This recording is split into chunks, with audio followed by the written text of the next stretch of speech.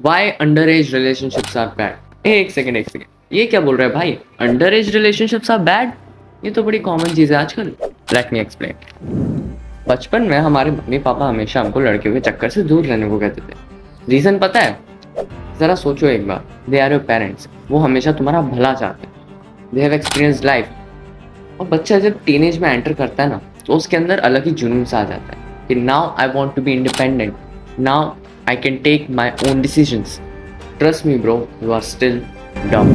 एक पार्ट होता है दिमाग का जिसका नाम है प्रीफ्रंटल कॉर्टेक्स। मेनली लड़कों में ये पार्ट 20 से 25 साल की उम्र तक अनडेवलप्ड रहता है, और ये पार्ट रिस्पॉन्सिबल होता है तुम्हारी बहुत ही फंडामेंटल एबिलिटीज पे, like prioritizing, making decisions, and planning. Since one of the most fundamental part of your brain, which is responsible for being mature, is not developed, so how come can you let a complex term like relationship enter your teenage life? अब I know तुम में से majority audience किसी ना किसी के साथ relationship में होंगे।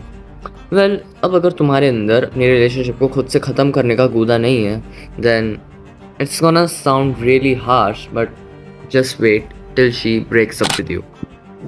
बट तुम में से बहुत ही रेयर लकी पीपल होंगे जिनकी रिलेशनशिप शायद मैरिज तक लास्ट लॉन्ग कर जाए, which is a good thing if you have a mature and understanding partner who is aware about herself. Unlike Dhruv Rathee, I won't say कि टीनेज रिलेशनशिप बहुत ही फ़ायदेमंद होती है।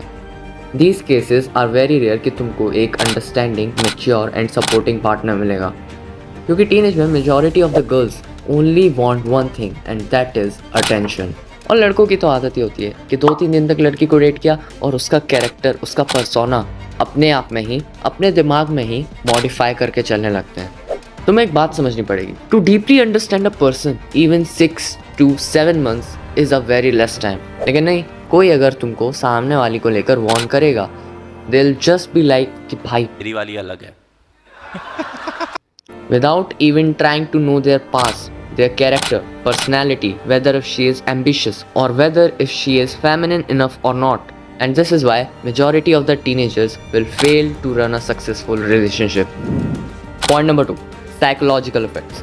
Pyramid of hierarchy के बारे में सुना है? Take a look at this chart and ध्यान से इसको analyze करो। अब मुझे बताओ कि physiological needs and safety and security के बिना क्या तुम एक रिलेशनशिप चला पाओगे? Answer is no.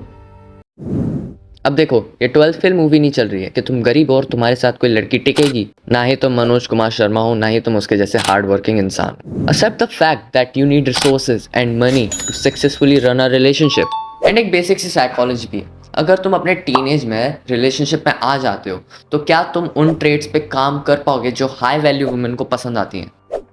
Late me explain, this is evolutionary. पुराने ज़माने में जिस मर्द के पास ज़्यादा स्ट्रेंथ होती थी, जो ज़्यादा कैरिस्मेटिक होता था, जिसके पास ज़्यादा रिसोर्सेज होते थे, उसको ही ज़्यादा लड़कियां मिलती थी। और आज के ज़माने में it's so easy to find a fake relationship. तुमको लगेगा कि it's real, but it's not, because this is the generation of patch up, breakup and hookup. तो जब सामने वाले को ऑलरेडी बिना मेहनत करे रिवॉर्ड मिल रहा है, तो क्या वो उस रिवॉर्ड के लिए और ज़्यादा मेहनत करेगा? Of course not. He will never chase the greatness that he is supposed to, and he will never reach his peak. I think इतने reasons काफ़ी हैं किसी समझदार इंसान को realize कराने के लिए कि that you are not ready for a relationship.